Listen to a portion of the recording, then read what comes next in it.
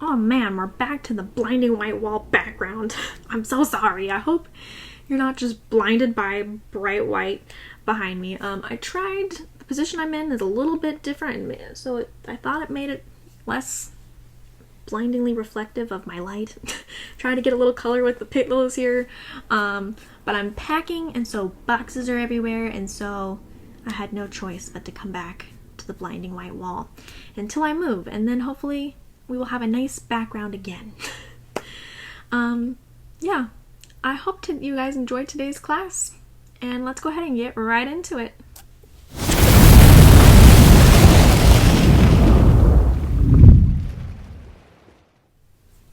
Welcome back, Fantasy Fiction Fanatics. It's great to see you again, and I hope you're doing well. Today's class is going to be on the next set of chapters for Gideon the Ninth, chapters 21 through 25.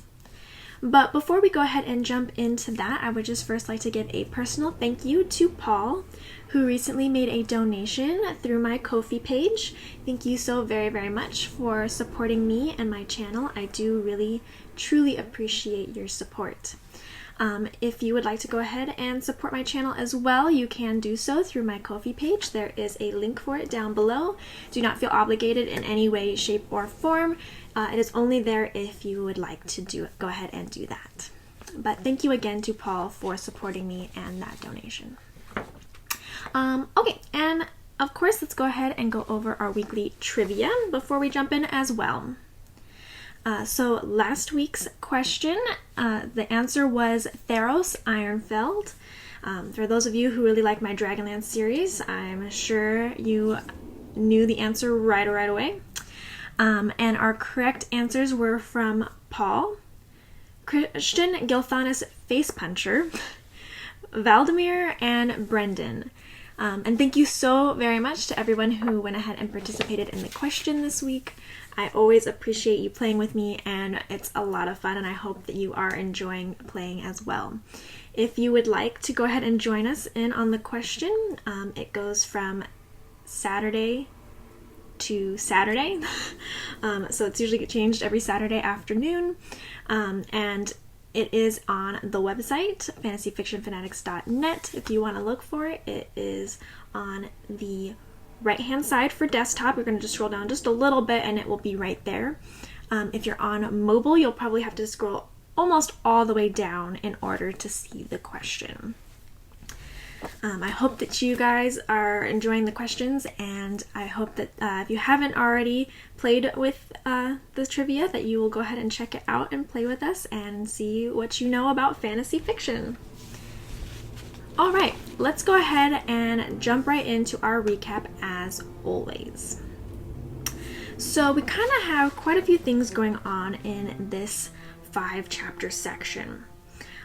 Gideon wakes up to Harrow being gone, but Camilla does come to check on her at Harrow's request. So we just read about how Harrow did that challenge or whatever it is to go ahead and get that key, and she had to suck on Gideon's life force in order to walk through the beams, and so Gideon was out of commission at the end of that. So now she has woken up and Camilla has checked on her at Harrow's request.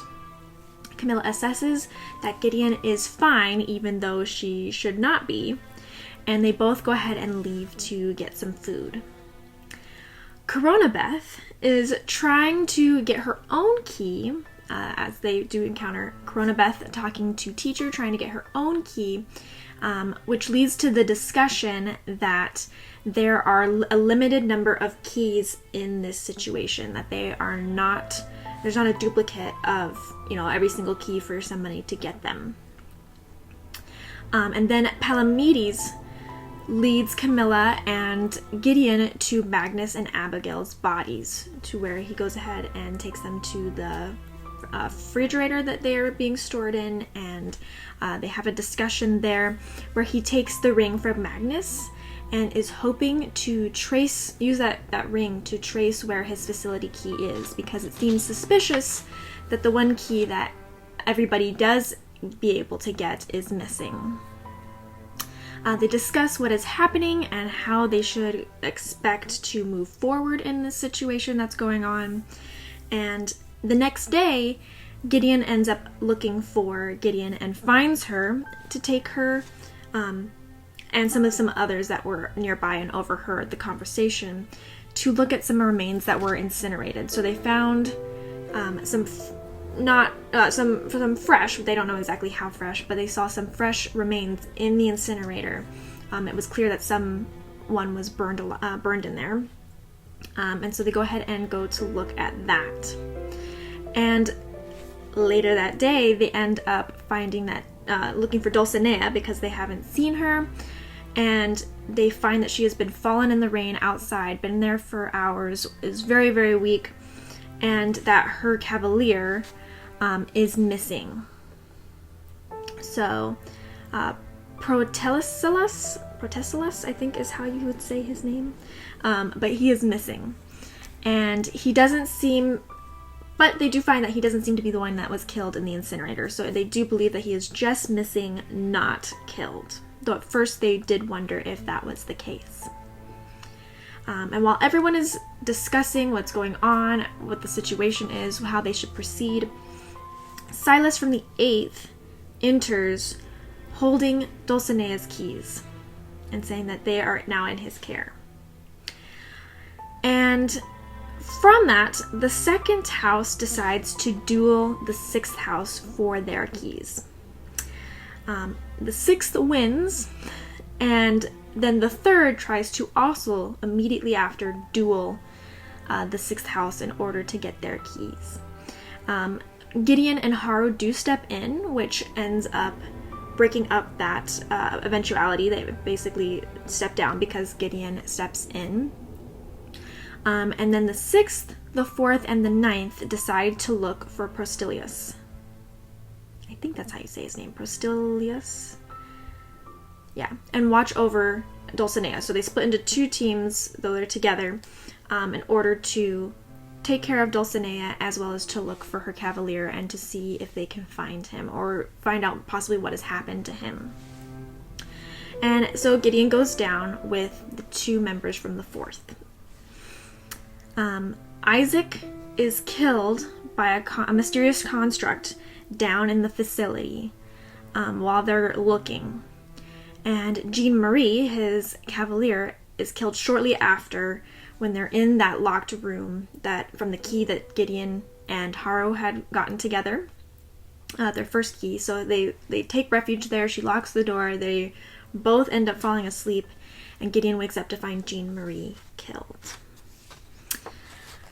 So definitely a lot of interesting things happen. A lot of big events have happened in this one. Kind of like we had a little bit slow progression moving in to this portion of the story, and now it seems like everything is snowballing and going very, very quickly, with things very fast descending into chaos.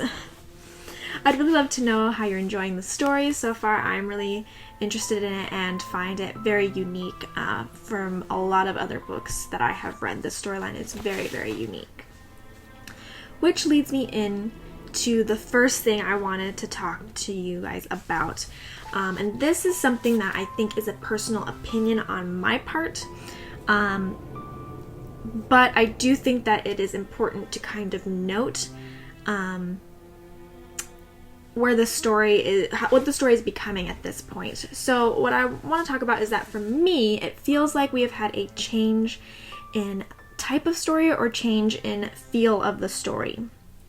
Now, again, I say this is kind of a personal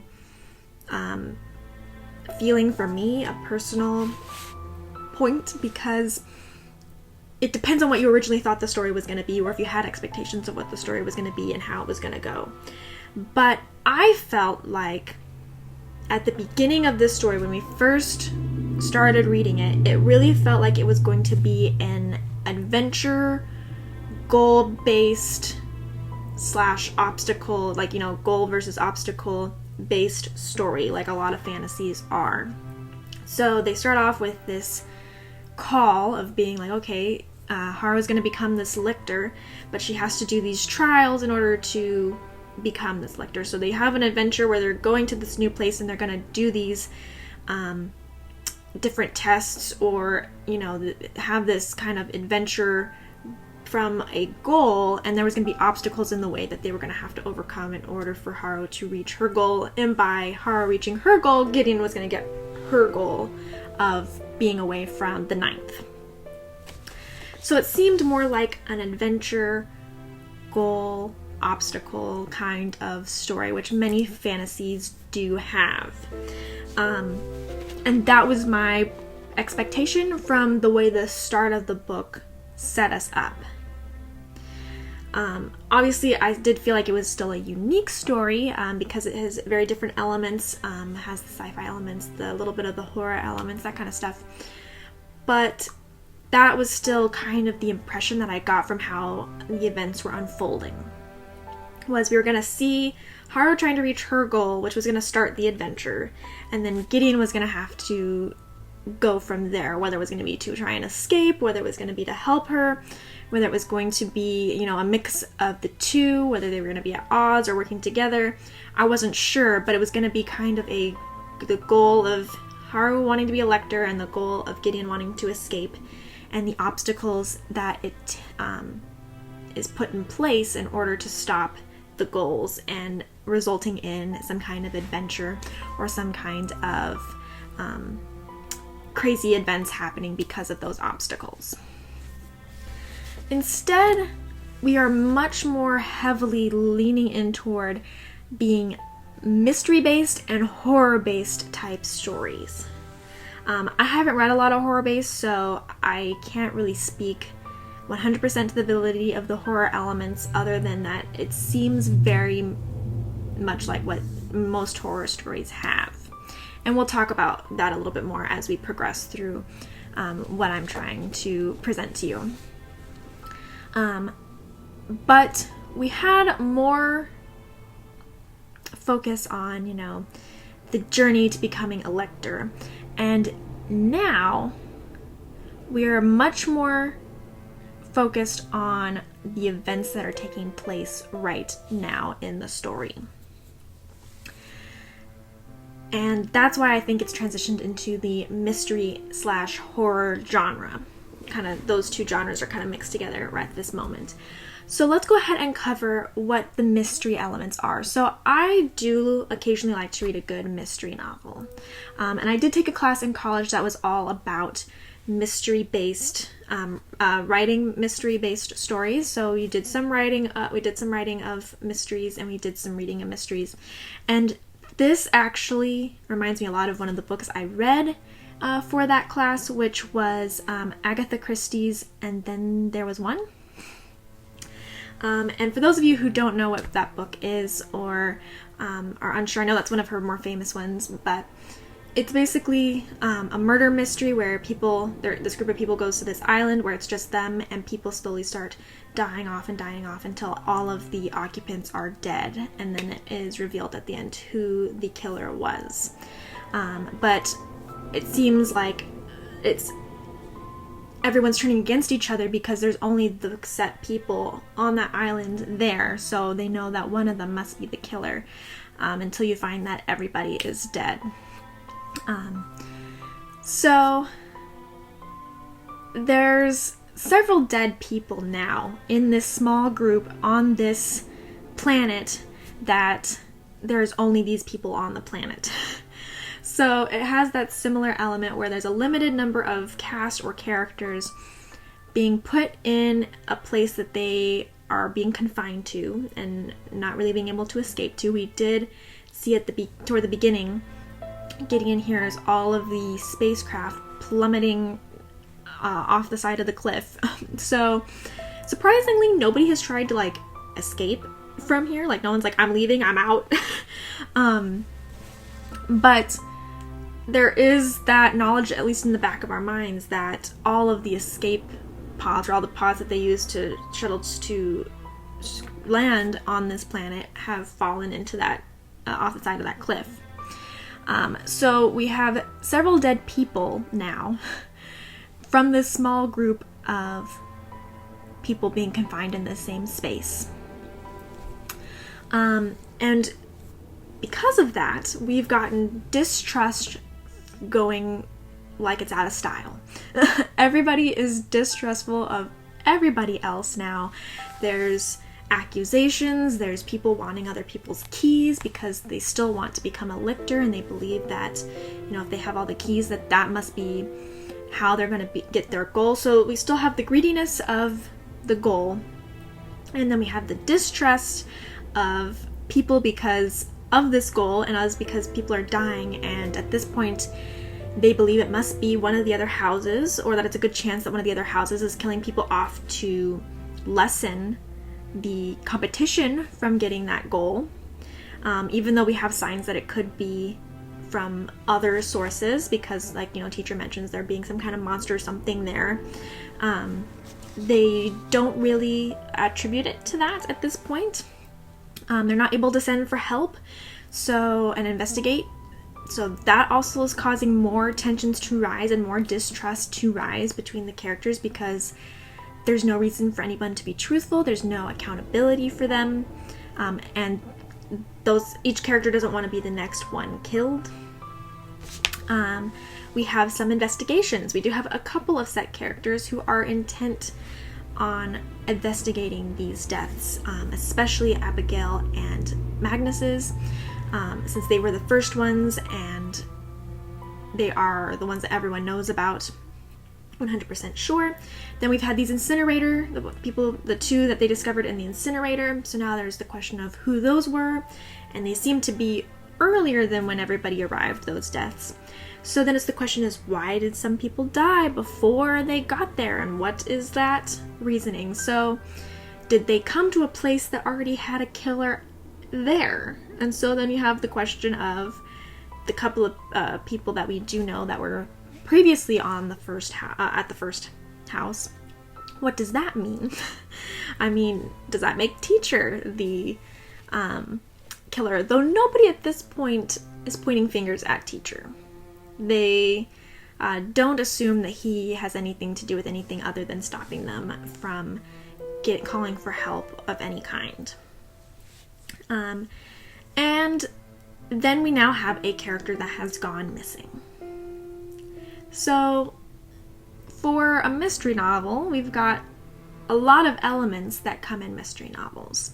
So to me, it's like, okay, now we're breaking away from becoming a lector to the mystery of why people are dying. So yes, it's still a point in the story, and it's still a reason that people might be dying, and motivations that for characters while they're here doing this journey. But it seems like now we're really focusing more on, like, okay, why are these people dying?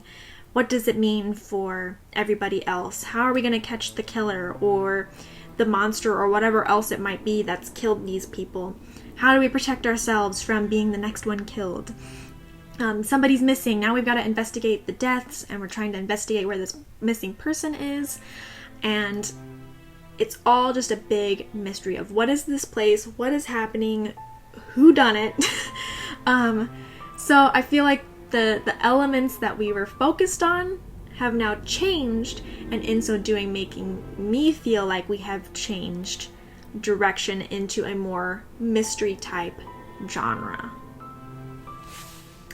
And then we have the horror based elements that have now made it very horror genre as well. Before, yes, we've had necromancers and death surrounding the characters, so it already had that kind of darker, grimmer feel to it.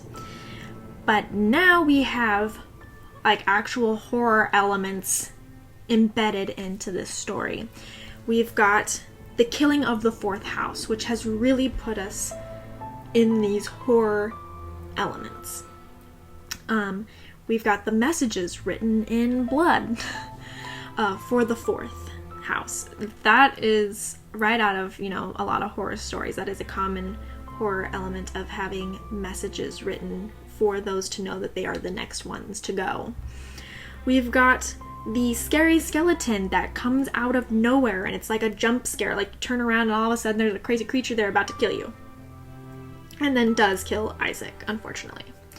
So we've got the messages, we've got the crazy monsters coming out of nowhere, and then we've got the killing of Jean Marie right in front of Gideon while she's sleeping, and she knows nothing about it.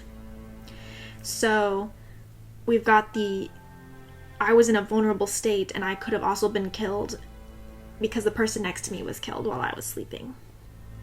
And I didn't hear it, didn't know about it until I woke up.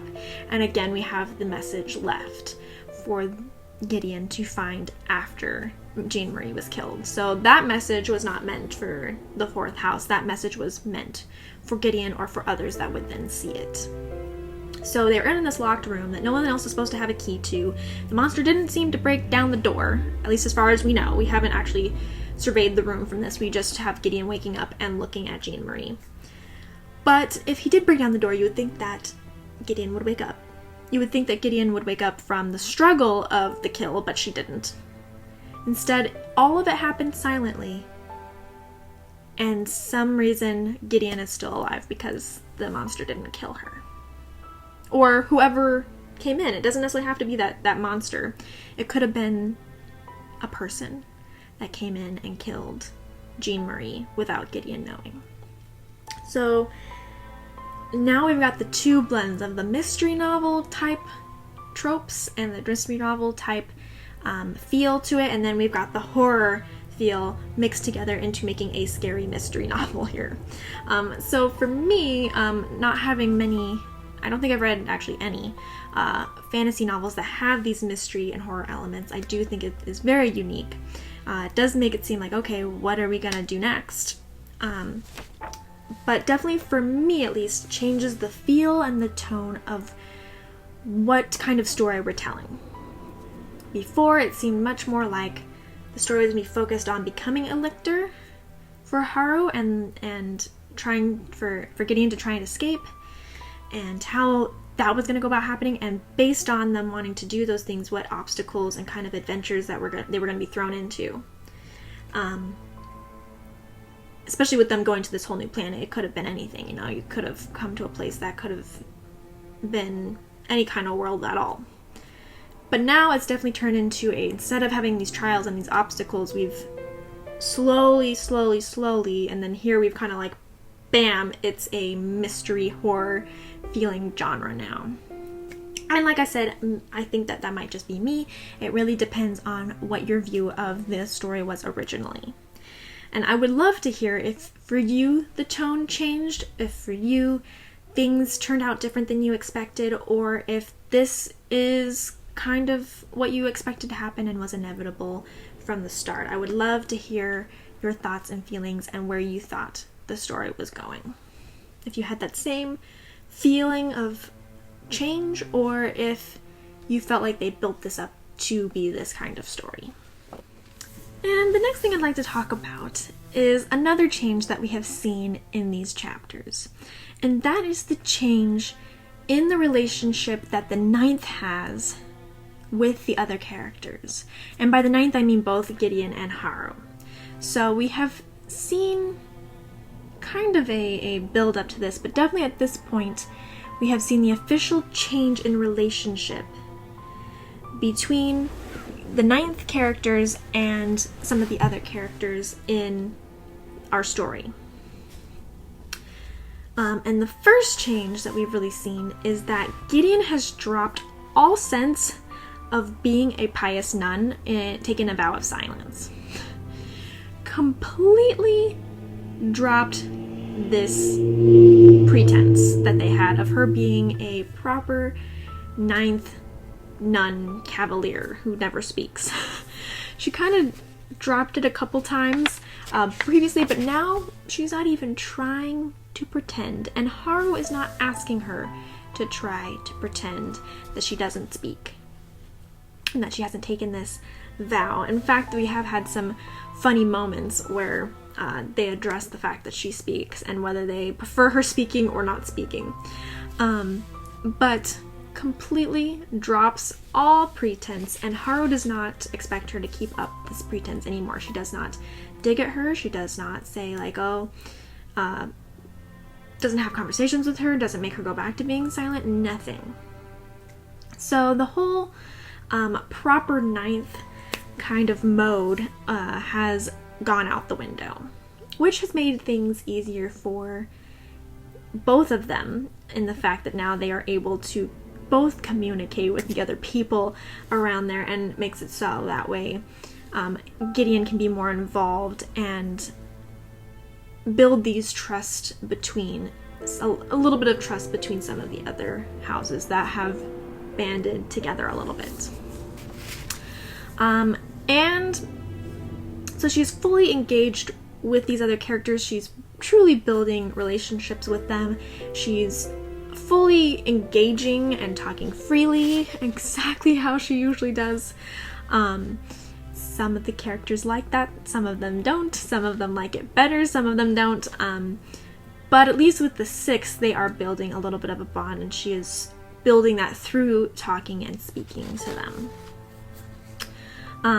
She even had at one point her hood completely fall off. So I mean, she is still painting her face and she is still trying to wear her hood and her glasses, but she even had one point where her hood came off and she was completely seen, I guess you could say seen, by another person who completely knows what she looks like now. So all the original rigid structure that Haru placed upon Gideon has now been thrown out the window, and we have much more of an honest relationship between Gideon and the other characters. So her relationship has made a huge leap from when she first started to right now. And it does make sense that in these kind of times, you know, you kind of let go of the things that you thought were important before. When people around you are dying, it's kind of important to speak up and communicate with those around you. Now, Haru has also changed quite a bit. She has no longer tried to be a isolated island of her own. That's how I kind of felt like Haru was when she first got to this place. Not only did she want to be an isolated island, all on her own, doing her own thing, beating everybody out, like just completely solitary on her thought process, everything. She was it. She didn't even have Gideon with her. It wasn't a ninth island, it was a Haru island of I'm doing this all by myself and I don't need anybody. She has now broken down that barrier of being all on her own, letting Gideon in, as we've seen before, but now she is even letting in some of the other people. She actually went out and asked the sixth to check in on Gideon and to help her, because she knows that they are really good with medicine and health and stuff like that. So she actively interacted with another house and asked them for a favor, and didn't try to act like, you know, Gideon was fine, that she was her responsibility, that everything was, you know, perfectly okay. Didn't try to nurse Gideon herself. She went out of her way and asked another house to help and step in. She even was going to allow Gideon to step in on the sixth behalf when they were, for a second time in a row, challenged, and she knew that they were not going to be able to stand up for themselves, which Gideon really wanted to jump in there and help out, and Haru facilitated that for her. She let her and said, hey, it's fine, we'll step in and we'll handle this situation for you. So when Haru first got in there with Gideon trying to help Dulcinea, completely wanted to rip Gideon apart for that, completely angry at her for that. And now she is taking the step to willingly step forward and help another house out. The sixth house has also changed in its relationship to these changes that Haru has made by trusting Haru and the ninth. Of all the other houses that are going on right now, and with all the chaos and all the uncertainty and the death and the deception and the pitting each other against each other, the sixth house trusts Haru and trusts Gideon. And that is why they want to go ahead and team up with them, because they actually genuinely trust the ninth house. Which, when we first got there, everybody was like, ninth, stay as far away from me as humanly possible. Like, we don't want anything to do with you, we don't want to talk to you, we don't want to know about you, we don't want your existence to be too close to us. But now the sixth house actually has a trusting alliance with the ninth house, which I find is very interesting. Especially since Haru and the sixth and the ninth house kind of were the two top runners, and they were kind of pitting themselves against each other. But now they're the ones to trust each other and to try and make an alliance together. So yeah, we've seen Haru asking for favors, which is like, hell froze over. We have Gideon, who is completely just allowed to be herself at this point. We've got other houses trusting the ninth that never wanted to deal with the ninth before. So we've got quite a few relationships changing towards the ninth. The ninth is no longer this crazy cult in the corner that nobody wants to deal with, and Haru is no longer facilitating that. She is fully interacting with the other houses and stepping in to deal with this situation with them. Okay, now I'd like to talk about Teacher as our third main topic today. Teacher has been there since they got to this planet, so he's been around for quite a while, and he's always been mentioned here and there, but at this point he's been kind of a minor character. He's there, but he's not like a focus. He kind of steps in, does a little help, or gives the facility key, or makes little comments, or whatever else seems really nice. He welcomed them and gave them their non-assignment assignments, and the fact that he said he couldn't tell them anything about their tests. But you kind of always, at least in my opinion, I've always kind of liked Teacher. He's kind of just in the background, seems like a really nice guy. Seems kind of meek a little bit. But he's just always been there as a minor character, as just somebody in the background. He continues to be unhelpful, though. We've gotten on our previous chapters with Abigail and Magnus's death, he refuses to have anything to do with it. He is just scared about the facility, being down in the facility. He's told them we can't call anyone for help, we can't have any contact with the outside world, this is not allowed, nobody's coming to investigate, nothing. And now, again, there's more deaths with the deaths in the incinerator, there's the whole feud about the keys, all this stuff, and he continues to refuse helpfulness. He doesn't try to help them, he doesn't try to give them more hints, other than saying, yes, it could very well be a monster, that there is a monster on the premises. Still says he can't contact anyone for help, still says that he's not going to get involved. When they start getting, rowdy and pitting themselves against each other, he's just like, I'm out, I'm not dealing with this, goodbye, I'm going to go away now. And I think that it is now becoming weird that he is such a minor character that's like, I'm just standing in the background. I'm going to be as unhelpful as humanly possible. And there's death and destruction happening around me, and I'm just going to back away slowly. No, I'm not touching it. I just feel like now he's drawing more of my attention in the fact that he is being so meek, mild-mannered about it. Clearly knows what's going on. At least I think that it's clear that he knows, or at least strongly suspects what is happening, and knew that this could happen from the beginning, because he does warn them about dying. But is just being so unhelpful about it. So what exactly does this all mean? And who exactly is Teacher? Just refuses to be honest, refuses to be forthcoming, and to me it's just bothering me now. I feel like now in my brain he's becoming a more prominent character just because he's being so unhelpful that it's now drawing my attention to him more. Like, why is he being so unhelpful? And it also makes me wonder, because of him, what is the actual test for becoming a lector? Is it actually getting the keys? Is it actually doing the tests and finding out more of that information? Is that going to make you a lector in the end?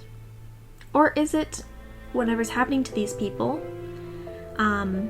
They're being judged in some kind of way and they're saying that they're not worthy?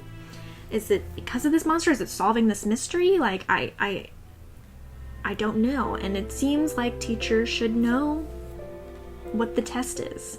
It seems like he is not saying anything about these deaths, even though I think he knows a lot more about these deaths. He's not saying anything about being a lector, but I think he knows how you're supposed to become a lector. I could be wrong, but it just seems like that is the impression I'm getting from him, is that he knows things, but he's not saying. When somebody makes a comment, he will respond to that comment and be like, no, you're wrong. This is a possibility. But then he doesn't elaborate. He doesn't, it's not like it's story time and he's like, okay, well, this is the history of this and this is, what happens when anybody visits here or anything. Like, it's like, he doesn't say anything more than just, yes, it could be a monster. And then it's like, okay, well, shouldn't you say some more details if you know that there's some kind of monster? Like, shouldn't we know what's happening? But he's just like, I'm out. And I'm just really surprised that nobody has confronted him. Why has nobody confronted him about how unhelpful he's being? Yes, they've asked him why they can't call anybody else and they say, oh, it's against the rules. But no one is like, okay, I'm demanding that you tell me exactly what's going on. I demand you to tell me exactly how this is all set up and how the lector stuff got here and what is the facility. And nobody's asking questions of him. Everybody just kind of is like, okay, you're out. Bye, teacher. We'll handle this ourselves. So I'm surprised that nobody has demanded to quit the test, that nobody has asked him questions about what's going on and actually demanded answers. I'm surprised that no one's tried to, it seems like nobody has tried to contact the outside world at this point. And I understand that there's the whole, everyone still wants to become a lector and that might be against whatever's happening, but they all do seem very concerned about people dying and what's going on with all that. So I'm just surprised, and I wonder what teachers' role in all of this really is. I would really love to know your opinion and your thoughts on teacher at this point, what you think his role is, because right now he's a mystery. He's a minor character, but he kind of seems like he's an important piece of the puzzle that everybody's missing. And I could be wrong. I could be right. I mean, it's a 50-50 chance. But I just find him more interesting at this point, and what he is not doing and what he is not saying. So I'd be interested to know your thoughts and feelings on the matter as well. So please let me know. Okay, now last but not least, as always, is the nitty gritty.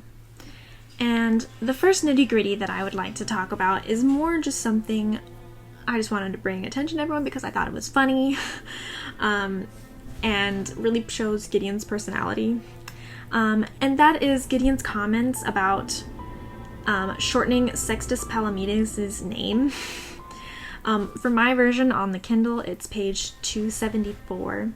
But I just love it when she says, this part where it says, Gideon said, "Did you know that if you put the first 3 letters of your last name with the first 3 letters of your first name, you get sex pal?" I know that really is like nothing to do with anything, but I just was like, it was so unexpected and seemed so Gideon-like that I really wanted to mention it. Literally, I read it and I started laughing out loud. That in all of this stuff that's happening right now, Gideon still has the capacity to like make the most sarcastic, annoying comment that anyone could find at that moment. And it kind of ties along with how I don't remember which character it was, but somebody made a comment about how like, oh, you're talking now, and somebody else was like, yeah, I can't decide whether it's worse or better that she's talking, like whether you want her to shut up again or not. So I just think that that's so funny that in all of this chaos and everything that's happening around her, Gideon finds the most annoying sarcastic comment to make. Just completely whips it out there like nothing and nobody's business. So I really like Gideon.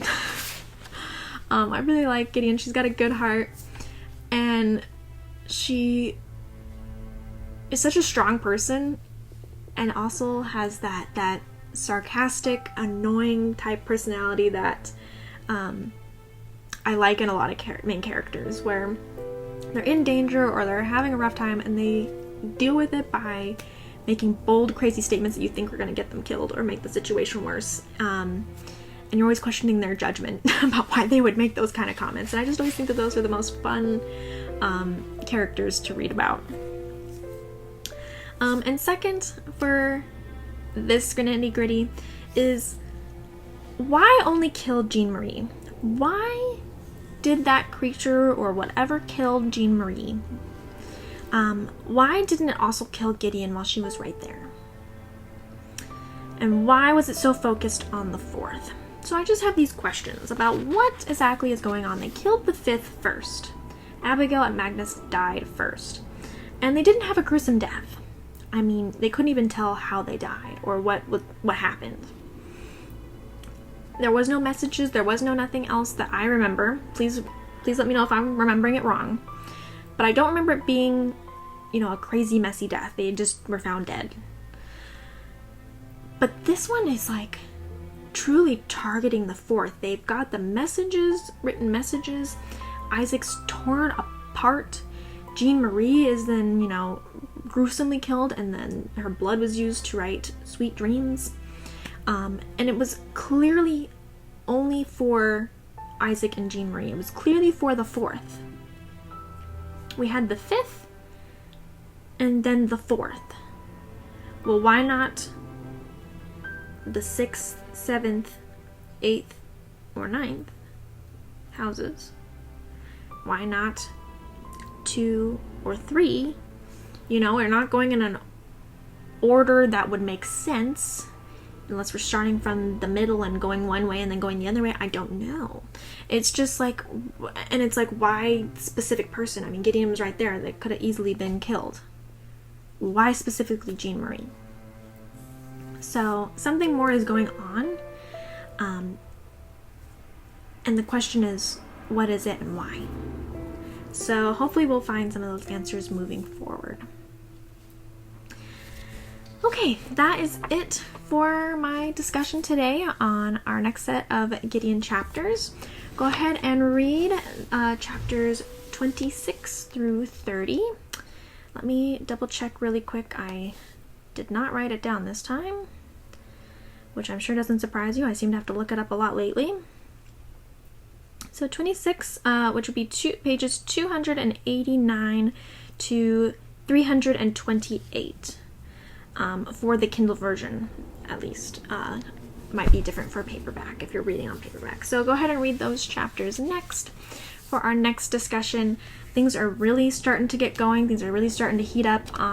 It'll be interesting to find out what is going to happen next, and hopefully we'll maybe get some answers on the next one. We still have quite a bit of book to go, so I guess we will see. Okay, I guess that's that. Please go ahead and leave your comments down below. I would, as always, love to have a discussion with you and to hear your thoughts and opinions and feelings. If you have any questions, any comments, any concerns, anything at all, let me know. You can do so, like I said, down below, or you're also welcome to contact me on Facebook, which is /fantasyfiction1. You're also welcome to contact me on Twitter, which is @fantasyfiction1. You're also welcome to join our Discord. We would love to have you on there. We already have several people talking over there. The link for the Discord is down below if you'd like to join. You can also find the link on the website at a later date if you decide you want to join later. But we do have several people talking about fantasy, non-fantasy things, all kinds of stuff. Having a great time getting to know each other and talking about some great books, as well as just other great things in general. So hopefully you will join us on there and join our community of fantasy fanatics.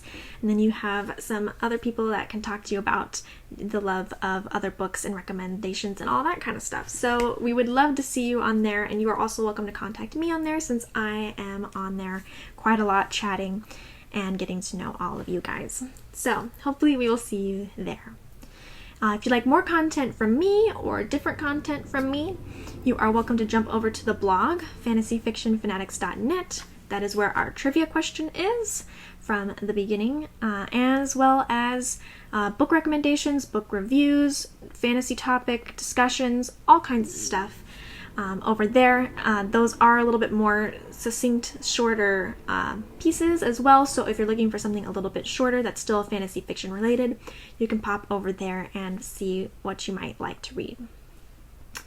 If you have any requests of content from me, you're always welcome to let me know. I would be happy to make whatever you'd like to see. Yeah, I think that's it. I hope all of your fantasy adventures are going great, and thank you for joining me with today's class, and I'll see you in the next one. Bye!